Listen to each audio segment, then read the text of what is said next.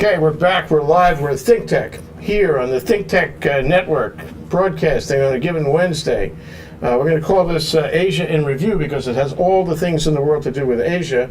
And our guest today is Derek Brow, who is a law student at the William S. Richardson School of Law in UH Manoa. But that's only part of the story. That's only the most recent and small chapter because there was a chapter before. Welcome to the show, Derek. Thank you for having me. Appreciate being here. See, the way I know Derek, not only from his mother, Betty, who sat in this very seat before. She told me. is that she was on one of our programs, our Asia programs back a few months ago. ThinkTech and the Hawaii Venture Capital Association do these programs at the Plaza Club every month. And the most recent one was Don't Be Afraid, wasn't it? That was only last month. Mm-hmm. And that was on August 22nd. Don't be afraid of sending your kid or CEO to China. And the notion in that program was to try to tell people what is going on the ground in China and how comfortable or uncomfortable is it. And, should you go? Should you send people? What should you say these days? Because obviously things change in China more than other places. And so one of the speakers in this program was none other than Derek Brow. And so we'd like to catch up with our speakers after the fact and sort of debrief them and ask them what they really meant when they were on the program and so forth. And it was interesting, this is almost a month ago, because tomorrow is our next succeeding program. Tomorrow is called Solar in Hawaii. If anybody's listening, they should consider going. At the Plaza Club, again, starts at 11:30, and the program itself runs from 12 noon to 1:30. Solar in Hawaii, how is it going, and how is it going to do for the long haul? We're looking at solar as a part of industry, a part of the economy of the state of Hawaii. It's the tech that tech was supposed to be. We need diversification, and maybe solar is the answer to that. Maybe we can be a world-class power in not only solar installation, but solar technology, solar best practices. Anyway, that's tomorrow's program, and it's interesting that tomorrow we're doing that, and today we're doing you there. So I just want to sort of bring everybody current on what you said. I think you were the first or the second speaker. I was one of the first two. Yeah, one of the first two. And we gave you 5 minutes. Yes. And I'll give you 5 minutes again. Great. I don't know if you remember what you said, but why don't you tell the people what you said last month? Sure.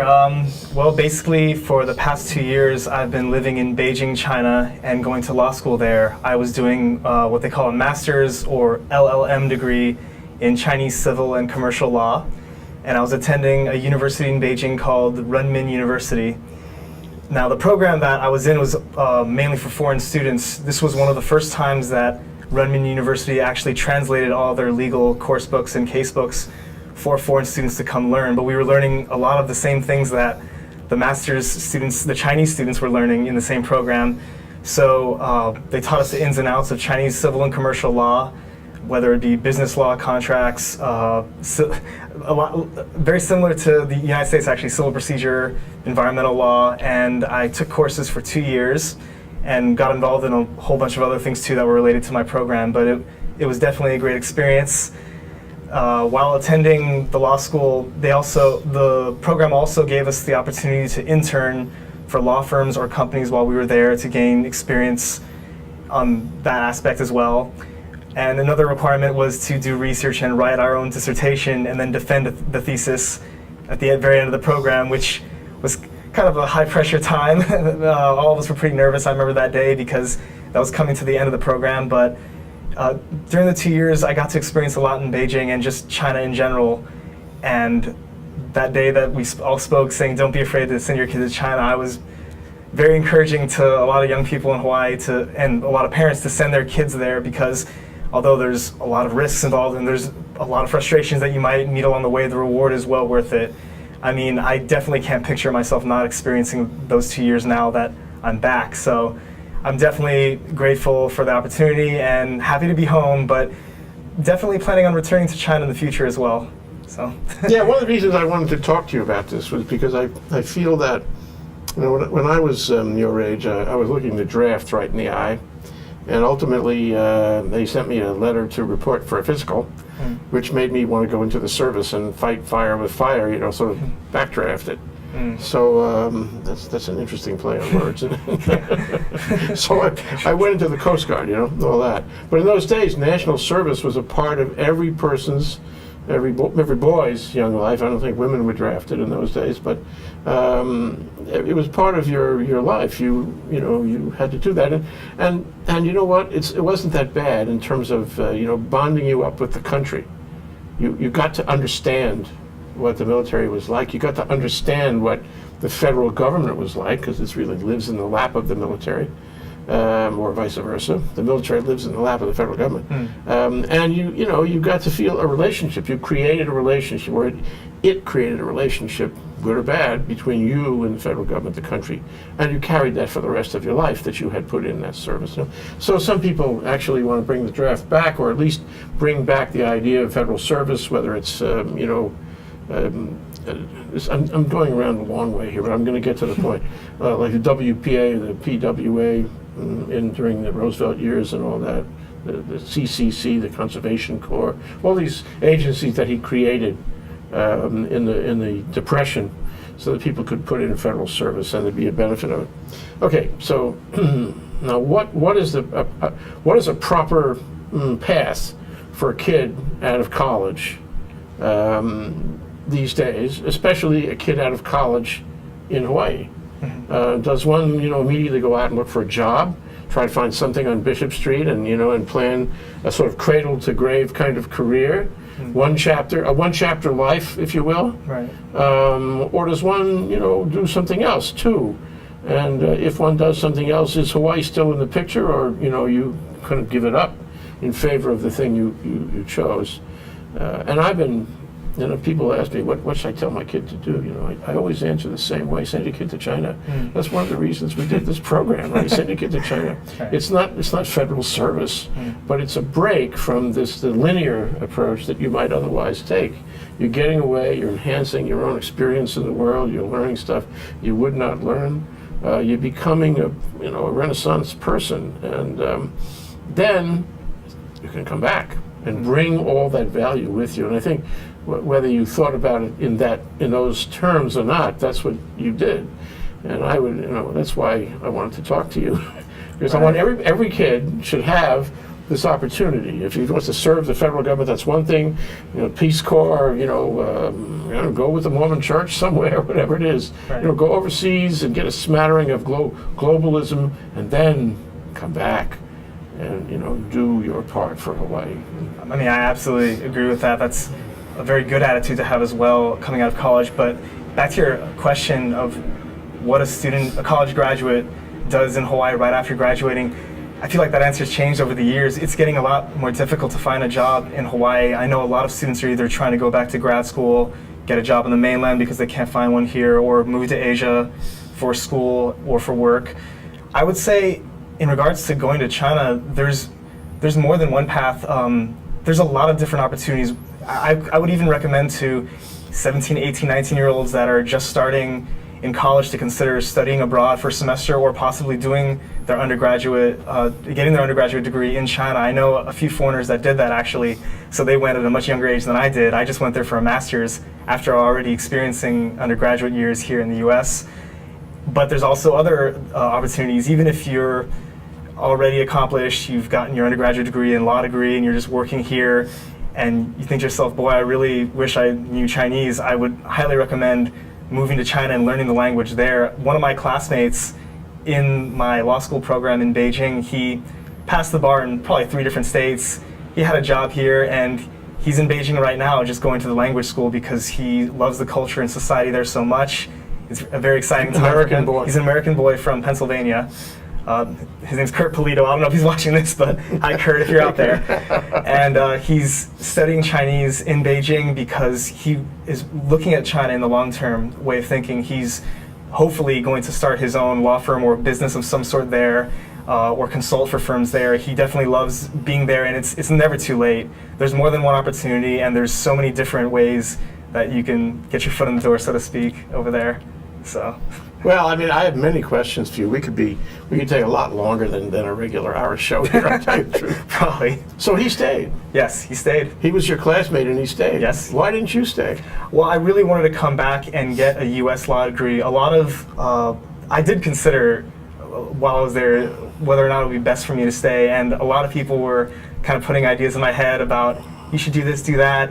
But I also listened to a lot of people that I considered mentors over there that I trusted, whether it was my supervisor at my internship or some professors or fellow classmates that told me, China will be here in your future, and I definitely recommend that you keep in contact with your network here and keep up with your language skills. But if you want to make yourself more valuable or really make an impact for yourself and for the community you live in China, you should get some expertise or specialty skills in U.S. law, get your degree, try to build your network back in Hawaii, and then try to come back in the future. Is that your plan? Because I remember, just to punctuate that, right. When I spoke to you after the program, I always carried my camera around Right. and we did some, exit interviews, and I asked you, I forget what I asked you, but your answer was, I don't know, I have this on film, I don't know when, I wanted to travel around China after I graduated Right. because I didn't know when I would be able to return. Right. Oh, that was actually during my last semester. Sorry, Yeah, I didn't mean yeah. to, if I said after I graduated, during my last semester But before. whatever it was, yeah, Right, sure. right. But the point is, that you said you didn't know when you would be able to come back. What would hold you back? Well, I always feel that it's important to make the most of whatever opportunity you have, and when I try to think too much in terms of finite terms of what I'm going to do in the future, I always end up finding something else or plans seem to change. I definitely am interested in going back to China. I would love to go back next summer for an internship or a summer job at the very least. But if I found something that intrigued me more, or that I just had to jump on another opportunity, whether it was in the mainland here or anywhere else, I might eventually take it too. I'm keeping my options open, but in terms of wanting to go back to China, definitely I have a lot more to learn about the country, and I have friends that live in Beijing or still living in China in other cities, and I want to get back in contact with them as well and pick their brain and hear what and see what they've learned as well. So I'm definitely keeping my options open, but if I'm fortunate enough to get my law degree from Richardson School of Law in a few years, then China will probably be in my future as well. Yeah, well, that really gets interesting. I don't know if you remember. I'd like to give suggestions while we're on the air. I don't know if you remember, but there was discussion also in that panel program about the legal exchange program. I was involved in starting that up back when. And what it amounts to is that the Chinese lawyers would come to Hawaii and study with Cade Schutte, and they would actually sort of do things, real legal things, embedded in Cade Schutte, and then the bar would sort of gather around and help them and be very avuncular and take them around to the courts and the legislature and the agencies and what have you. And that's happening still today. I mean, in fact, it's growing. In fact, the government of that particular province that Shanghai is located in, the Bar Association is involved in it. You've heard of this? Yes, yes. Okay, so what's interesting about it is that so far, probably half a dozen, maybe more, lawyers have come one by one from Shanghai mostly to, it was one from Beijing as I recall, to Honolulu, and they have participated in the program, but it has never been an exchange. We have never sent one over. Right. Okay, you could be number one, and I would urge you to call Roger Epstein or Mark Schklav at your earliest convenience and see if they would take I think they would take a law student, who has a master's. and get embedded in one of those firms. I mean, because you're looking for, connections and networks. Anyway, follow through. Well, on that. yeah, no, that's definitely interesting, and I'm looking for as much as I can find or I can get for next summer. Just in the short term, that's my goal, to return to China. I'm not picky about which city I go to because any new experience would be great. I need to learn more about the legal system over there. It's very different from the U.S., which we have a case law system here, and it's a civil law system there. But back to your point about the exchange, a lot of Chinese lawyers that I met in Beijing are actually very interested in the U.S. legal system, and that's why they're eager and ambitious to learn more. And I hope in the future more and more Americans would be interested in learning their system as well, because that kind of cross-exchanging of ideas, whether it's various laws and policies and governing a society, it can be really helpful. And it's important to get that interest first and get that passion for learning, and soon the rest will follow, hopefully. Yeah, that seems like, to me, you already have that passion. Okay, that's Derek Brow, William S. Richardson School of Law. He's taking his undergraduate law degree right after he finished his graduate law degree, which seems upside down, but we'll ask him more about that. We're on Asia in Review. We're talking about don't be afraid to send your kid to China. We'll be right back after this break. Aloha, I'm Jay Fidell. This is ThinkTech Hawaii, broadcasting live from the Pioneer Plaza in downtown Honolulu. We raise public awareness about tech, energy, and globalism in Hawaii. Technology is critical to our state. A vibrant tech sector will give us new prospects in the global marketplace and will offer great careers and make our economy more resilient. Streaming live on Ustream and Spreaker, ThinkTech allows its hosts and guests invaluable opportunities to report important events and discuss important questions, and to be heard here in Hawaii and around the world. You can find links to our live streams on thinktechhawaii.com or on our mobile website, m.thinktechhawaii.com. And you can see our archive on YouTube. It's all just a click away. We want to do whatever we can to keep Hawaii relevant, connected, and thriving in the complexity of the 21st century. We hope you will help us in those efforts. Tune in today. This is ThinkTech. I'm Jay Fidell. Mahalo. Okay, we're back. We're live. That's Derek Brow, William S. Richardson School of Law, in his first year, right? Yes. Of an undergraduate law program just after having finished a graduate law program in China, which I love this story. I hope you make a movie or a play or a book about it. But, I just want to tell you that I've been thinking about Andy Ichiki. Andy Ichiki was the lawyer I first worked for when I started practicing back in 71. And Andy had just come from Maury Rabinowitz, which is a very interesting firm established by two American soldiers right after the Second World War, who stayed in Japan and who formed a law firm. They got permission to stay there, and they formed a law firm, and that firm is a very big, influential law firm right now today, how many years later. And Andy was embedded there as part of whatever, some kind of exchange program, maybe just, embedded, period, no program. And he spent a year or two in Tokyo working with those guys, and that defined his legal career for the rest of his life. He's not around anymore, but for the rest of his life, Andy was practicing based on the may I say, guanxi that he developed in that period of time. And so, I just want to offer the thought that the 2 years you spent in China will yield enormous dividends in terms of guanxi. I mean, not only social guanxi, but business guanxi, if I can make that distinction. Yeah. And that if you go back and you work, embed yourself in a Shanghai law firm, or actually practice, oh, wow, you'll be like a Jerry Cohen. You know who that is? Yeah.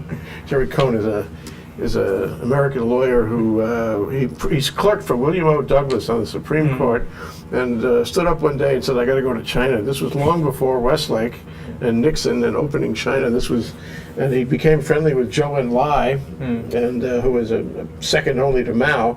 And he's still there. He's still there, and he has this incredible networking capacity where he's right up at the top of Chinese government. No matter what happens, they still like him. Yeah, he's very well known over there. So that kind of guanxi, it takes you to any height you want to make of it. Absolutely. Just on that topic, I didn't know anything about the significance of guanxi before I went to China. I always heard that phrase, it's not always what you know, it's who you know, but it really, to actually experience that and seeing it up close, you don't really appreciate it, how important it is to expand your network, and just to show people that you really care, whatever you're doing, whether you're working for a firm or company or just interning or volunteering, just let them know that you want to help them and that you're sincerely interested, and it can go a long way. And it definitely took me a while to really figure that out, because I'm just witnessing all these different relationships and trying to listen to as many people as I can, and again, back to my mentors, ask them all these different questions about how to make my mark here. and I still have a long way to go in terms of learning that or specializing in that. So another reason why going back would be very important for me. But yeah, definitely Guanxi is everything. It's vital. It's crucial over there. Yeah, So. I mean, what you did for 2 years certainly defined you as of this moment. Right. And can you imagine going back there and spending another couple of years? That would really define you. I guess it's hard to imagine how far it could go, but I could definitely imagine what good it would do for me because, like I said, the past 2 years, so much happened, and the way I view the world is a lot differently now than before I left. I feel like whether it's little frustrations or stress or challenges along my way now, I think about a lot more calm and a lot more rational now than I used to. I've matured a bit just from being over there. It's good training. It's good training to keep yourself calm and relaxed during stressful times. True. Things move so fast. Oh my gosh. Well, let's talk about your decision. I was curious about that. Before the program. In fact, I'm the guy that slipped the question in Yep. to ask you why in the world would you take a graduate degree before an undergraduate degree. But now it's just us, just the two of us, just us here alone. Nobody will know. Why did you do that? Yeah, I have to explain the background. It's really quite a funny story. So even when I was applying for the law school and applying for the scholarships, there were these little hints in the paragraphs that said, it's not required that you have lawyer experience or a law degree, but we encourage this, we encourage that. So I was thinking to myself, UH Manoa. oh, well, this is just in Hawaii when I was Okay. looking it up online, but I was thinking to myself, I wonder if I'm going to be the only one there without a law degree. And to a large extent, I kind of was. I mean, at least I was the one with the least amount of legal experience. A bunch of my classmates had law degrees In China? Yes. Oh, no, in the U.S. Okay. In the U.S. And had Okay. had already passed their bars. And I was the only one with just an undergraduate degree from UH Manoa in economics. And I didn't really have any legal experience. And even my professors were thinking, oh, because usually, or what we were expecting was for American lawyers to come here after, getting their law degree and then learning about ours, but you're doing the opposite.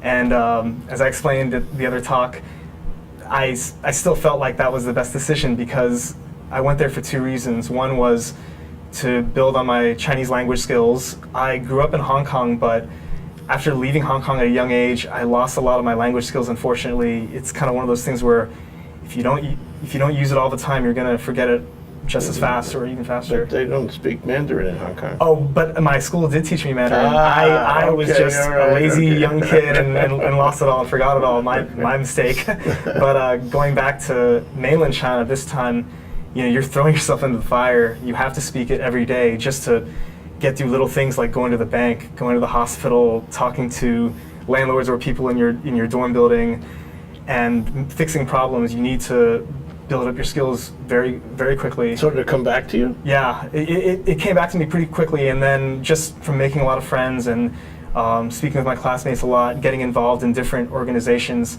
it helped me speak Chinese to the point where nobody's trying to speak English to make me feel comfortable. I tell them, don't do that. I'm in your country. I want to learn your language. Just treat me as one of your own, and I'll worry about myself and how to adapt. So that was one reason why I felt it necessary to go back. The second reason was I've always been interested in law. Did you achieve that?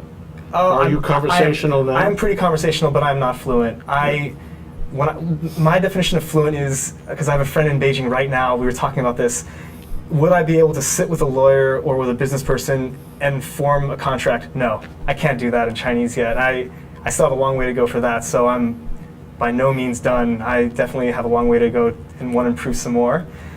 And the second reason I went back, well, my mom and I were always talking about what China's doing in various industries, not just its legal system, but different parts of banking and financial institutions and businesses and even sports, the way they market their sports agencies and different clothing lines now. It's very interesting and fascinating to see a country grow so quickly, and I wanted to see it firsthand because you hadn't really been there before. No. I mean, Hong Kong, but right. Yeah. I visited mainland China before, but to go sightseeing. I never lived there and saw people going to work every day and seeing politicians on the news and what they were talking about, new policy implementation and what it meant for the rest of the country. And I was amazed, honestly. They get things done so quickly.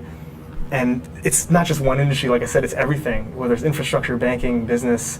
And I wanted to learn how they got it done, both the good and the bad, but I just wanted to know. And that was another reason why I wanted to go back before doing anything else. What makes it like that? I wonder if you have a thought about this. I noticed in my very limited, trips to China, I noticed the same thing. There was this huge swell of energy around you. Everybody was in motion. Everybody was doing stuff right now. You ask somebody, can I get a lease for this space? Yes. You want to come in tomorrow? Can you make this widget for me? Yes, I'll have it ready by Thursday and any number you want.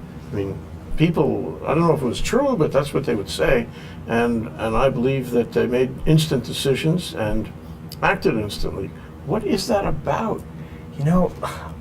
I think that question would be better for someone in business. I really haven't figured out why there's so much efficiency in all aspects of industries, but I can only speak for the people that I met over there and really made bonding friendships with, and those were my classmates. One of my best friends in China, she grew up in a rural area outside of Nanjing. Her mother, who raised her whole life, never had higher than a first grade education, and this girl managed to pass what was called the Gaokao, kind of a high placement national test for a lot of high school students, yeah. And she finished like top 10% in her community, and then won these different scholarships for undergraduate degree, and then got her law degree, passed the bar, and now she's a lawyer. To do that from where you came from, it's almost like it's unthinkable. It's from our perspective, because I have a lot of friends that I admire here in the U.S. that came from very hard backgrounds, but I would say nothing compared to her. And it's just this determination where she said to herself, I can do it step by step, and I'm going to stay humble, stay modest, and stay hungry. So I always want to learn more. I'm never going to be content with what I've achieved, because there's always more to achieve. And just being around her made me feel terrible about myself, because I was like, wow, what did I do today? Not much. Nothing. Not much. So it's just that kind of determination where failure is not an option, and they're always ambitious to learn more. So, yeah, well, it shows when they come to American schools, doesn't it? Mm-hmm. Incredible. It's also an appreciation for education. I mean, in a lot of universities in China, when I sat in the classes with just the Chinese students, after their professor speaks, whether it's a good or bad professor, they always stand up and clap, because they appreciate the professor coming and teaching them things that they didn't know the day before, and they show appreciation. Every single day? Every single class. Isn't that nice? Yeah, they always clap. And these are undergraduate kids, like 18, 19-year-old kids that are just thinking to themselves, well, I'm in college and my parents didn't have this chance. I have it. I'm not going to squander it. I'm going to make the most of it. Yeah, so every moment counts. Yeah. Oh, that is something. I don't know if you've had this experience yet, but in law school, customarily, when you finish a class, you do applaud the professor. And I went through undergraduate and graduate law at NYU, and that always happened except one time. The guy was so boring well, that they really wouldn't stand up and applaud him. I suppose there's a limit to that. But actually, law school students at UH are like that too. They do clap for their professors, and they are, for one thing, we have great professors at the law school, so it's easy to be supportive of them. You told me, or maybe your mother told me, in that day when you were there on August 22nd, that you hung around with the Chinese students. That you wanted to do that. It was an intentional thing on your part. Can you explain what you did and why you did that in terms of who you hung around with? Well, when I was in China, I ran into a lot of foreigners, not just foreign students, but foreign businessmen that I admired and I really respected, and I definitely respected what they were doing in the country and how much they had achieved. But after talking with a lot of them for a long time, I would hear things that they would assert so confidently, and I wasn't sure if it was true or not. And then when I go online and research it, I find out they were over-exaggerating this or inaccurate about that, and I thought to myself, I want to ask people that grew up here, not people that move here and want to act like experts or just think of themselves as experts. So that was one reason. The other is, again, back with the language. I wanted to speak Chinese as much as possible. I really felt ambitious right before leaving, because I'm like, I need to make the most of it. I only have a few more months here left. I want to go traveling with my friends because they know China better than any foreigner does. They know how to save money, make efficient use of time during traveling, and how to get the most out of your experience. So that was another reason, and also just it was very natural. And just very organic. A lot of foreign students in my school made the effort to hang out with a lot of Chinese students, whether it was on soccer teams or in cooking classes, music lessons, or working together part-time jobs, anything. There's so many opportunities and a lot of people to meet. Who else was in the school? In my specific program, Yeah. or it was mostly it was all foreign students because it was taught for a foreign language program, but we came from everywhere. There were 3 Americans, 1 student from England, 1 from Italy, 1 from Singapore, 1 from South Korea. And in the class below me, it was even more diverse. We had students from South Africa, other European countries, Australia. So it was very mixed, very international. And everybody came to Beijing for a different reason. How many of them were lawyers versus your situation where you had an undergraduate degree but hadn't gone to law school? Right. I think about at least half of my class were lawyers. And I don't just mean they had law degrees, but they had actually had a few years' experience practicing law in their state or their country. We had an Italian lawyer, we had a lawyer from Singapore, we had a few other different lawyers. So did that concern you? I mean, were they better intimidating. prepared It was intimidating the first day because... Only the first day? Well, especially the first day, because they were asking the professors questions about certain aspects of jurisdiction and certain aspects of like real property law. I'm a law student now and I still don't know anything about real property. So they're asking all these questions because I could tell a lot of them were considering doing business in China, and that's why they're there. They're not there for when you get a diploma or a good grade. They wanted to learn the ins and outs as quickly as possible, try to come in. Did they intend to do business in China? Yes, I think a few of them are. Even the ones that aren't living in China now, I'm pretty sure, like I think one of my classmates started an IT software company and he's doing business in Beijing. So that was his goal, and I guess intellectual property law is pretty important for that. Well, I want to talk more about that in the next segment here.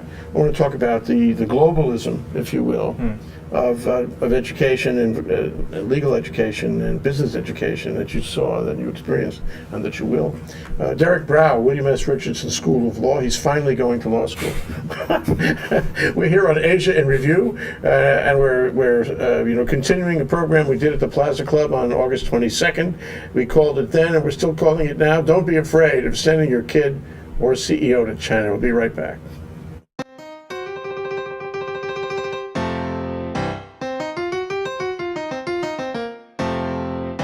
I'm Bill Spencer, president of the Hawaii Venture Capital Association.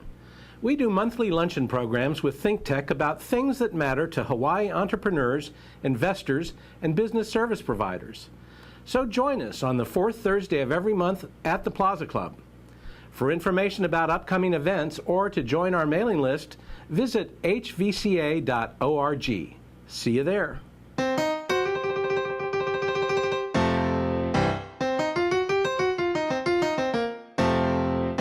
Okay, we're back, we're live. We're here with Derek Brow, William S. Richardson School of Law, first year law student. There's nobody like a first year law student. There's something about a first year law student. His awareness has been raised. And I guess that's especially the case in Derek's case, because his awareness was raised in China, so he's still on this energy cloud. Right. He comes back and he's ready to go.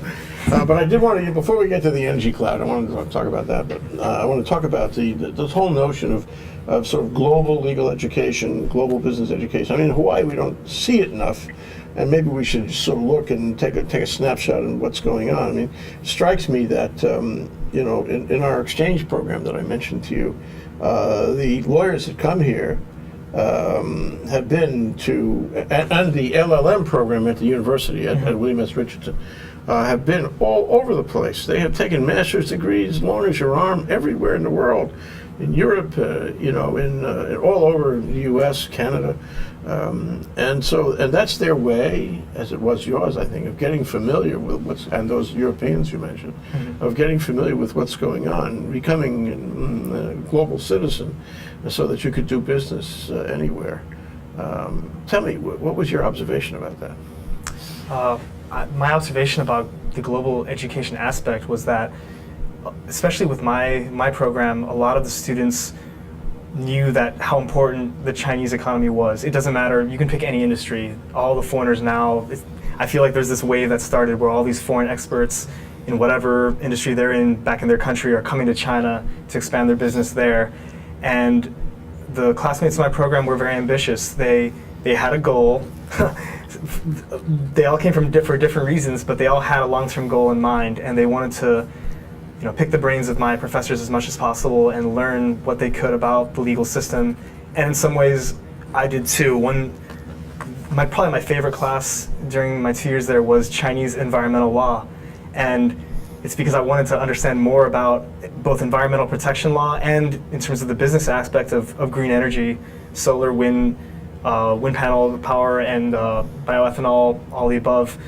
And I know how important, you mentioned earlier there's going to be a talk about solar in Hawaii. I'm definitely interested in that. I'm interested in environmental law here as well. But I wanted to understand what the future was going to be like for environmental law. There's a lot of skeptics about green energy. There's also a lot of believers, and I wanted to, of course, there's a lot of further science that needs to be done, but I wanted to understand what each country was doing, especially China, in terms of were they distributing, were they using themselves, and what was their impact going to be. So that was one of my goals from being there and what I wanted to learn. And I feel like a lot of people that go there just have that ambition and drive to learn as much as they can. So it's not a one-way street. It's not just Chinese lawyers and students coming to the U.S. No. It's going there. Yeah, a lot of experts are going there. I still wish a lot more younger Americans had an urge to go to China, even if it's just to learn the language. You don't have to do, even students that say, I just want to go there and learn Chinese, that already impresses me. You don't have to have other goals in mind or other objectives, because that's already a big step in just furthering yourself. Sure. and an accomplishment. So, but there are a lot more foreigners going to, specifically to Beijing now, because everybody was telling me that 10, 15 years ago there were not nearly as many, and now there's plenty of foreign businessmen walking around in Beijing. Even with all of that, I would venture to say that the number of foreigners coming to go to school in China is a small fraction of the number of Chinese who come to school in the U.S. and Europe. I would definitely venture to guess that. And I mean, they're capitalizing on it. It's right. The old story goes back to the formation of that exchange program I told you about. Is one of the law firms that I spoke with over there said they were really tired of seeing the multinational law firms setting up shop in Beijing and Shanghai.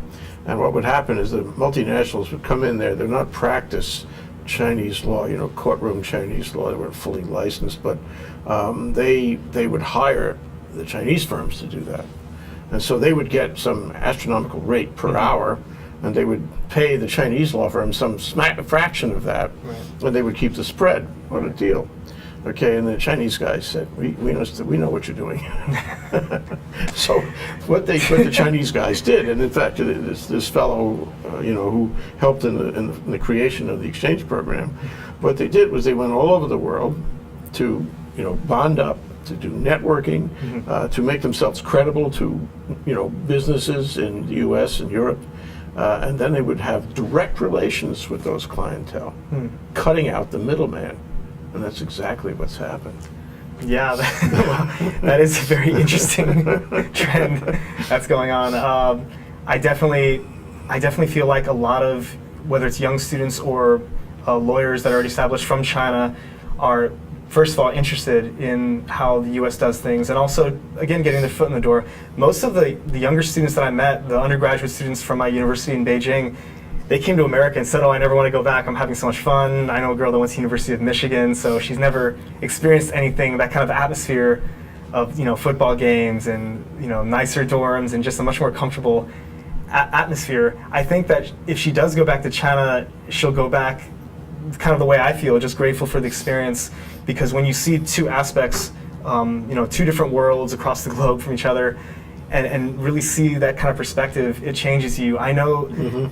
Like one thing I said at the talk, and I really mean this, is when I was in Beijing, even when you watch the news, it feels different, because you're in this international place and you're learning so much more about the world, not just about China, but about everything else that's going on, in a way that I never thought about it before. So now when I came back to the United States, the way I watch the news is different as well. Like I pick up on different things, and I want to know more about certain things and observe other aspects of the argument.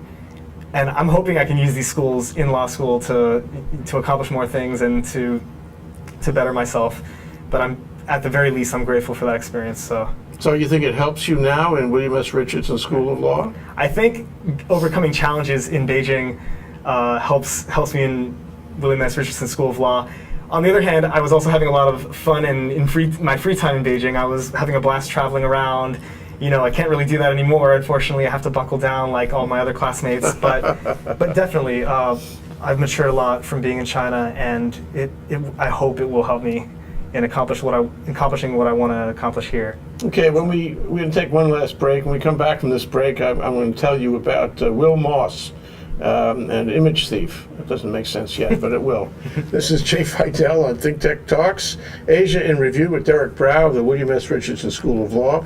We're talking about not being afraid of sending your kids or CEOs to China. Be right back. Aloha, I'm Nicole Hori for ThinkTech. For nearly half a century, the Hawaii Foreign Trade Zone No. 9 has brought the benefits of the Foreign Trade Zone program to Hawaii businesses and entrepreneurs.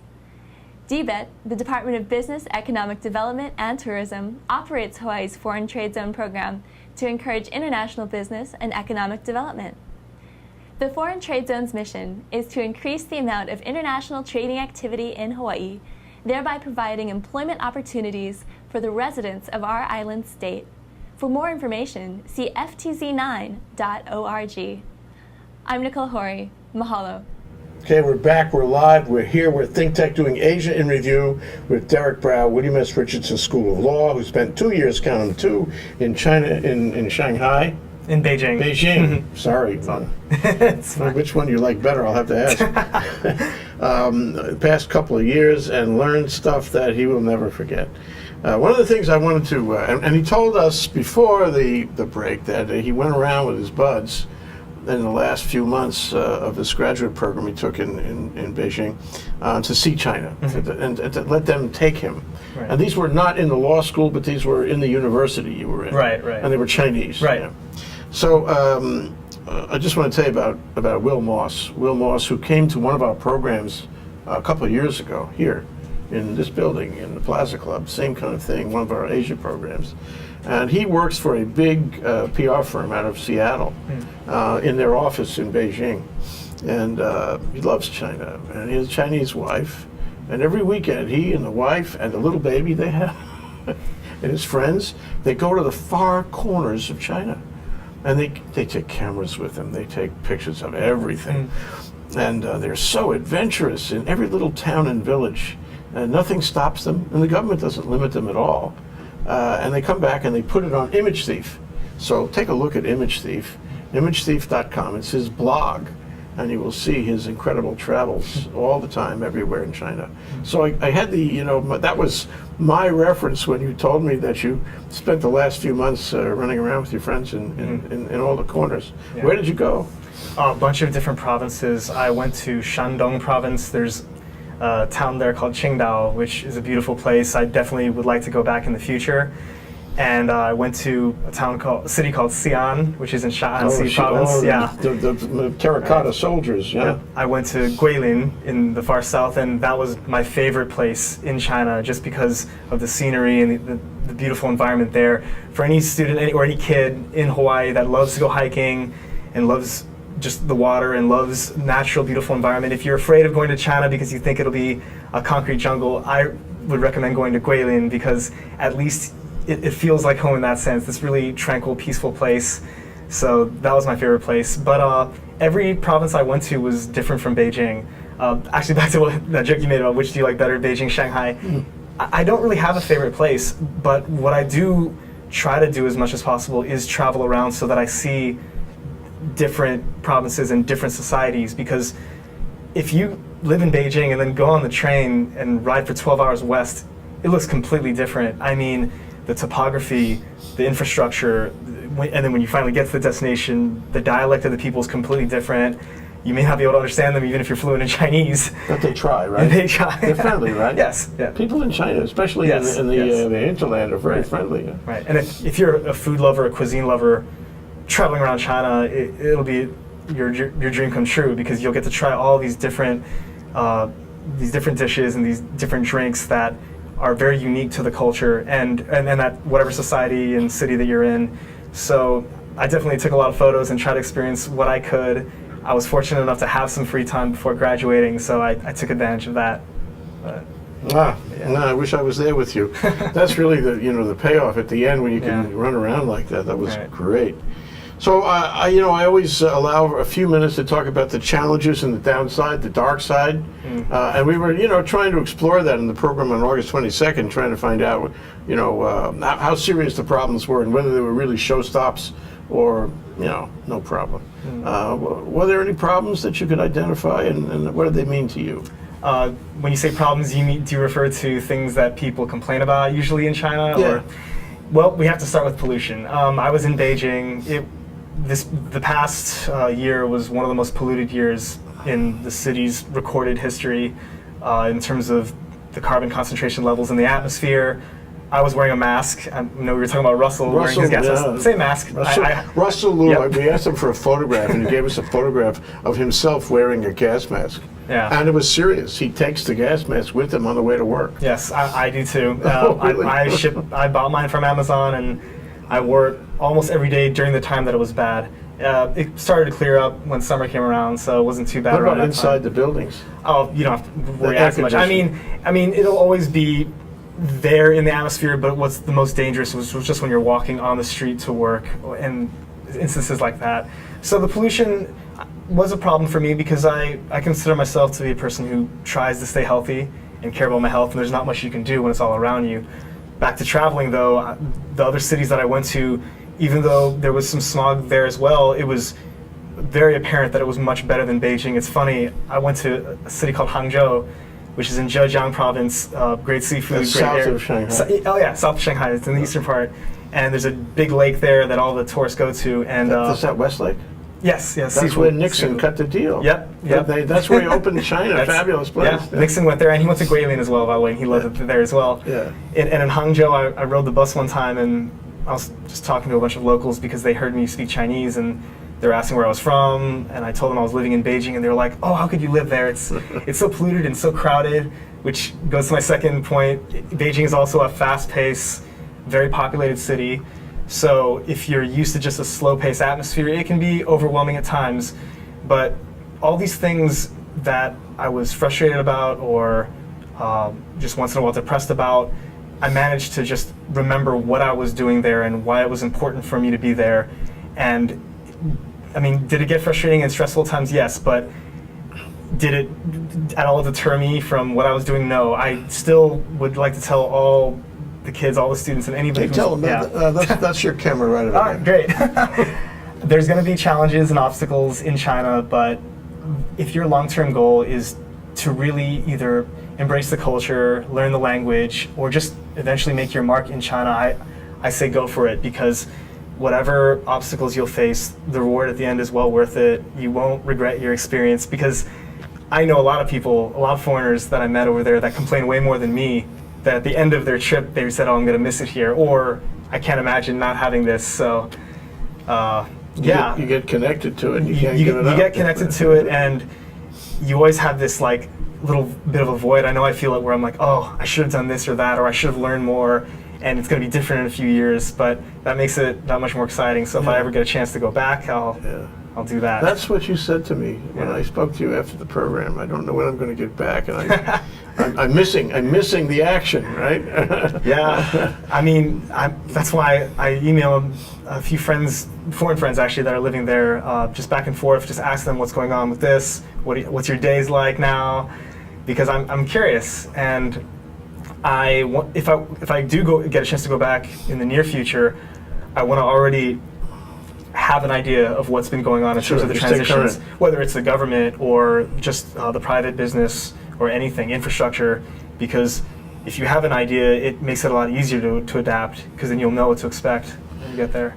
Yeah, what about the police at your back? What about the lack of human rights and civil rights and those kinds of governmental things, the Big Brother is watching you problem? Did you have any contact with that?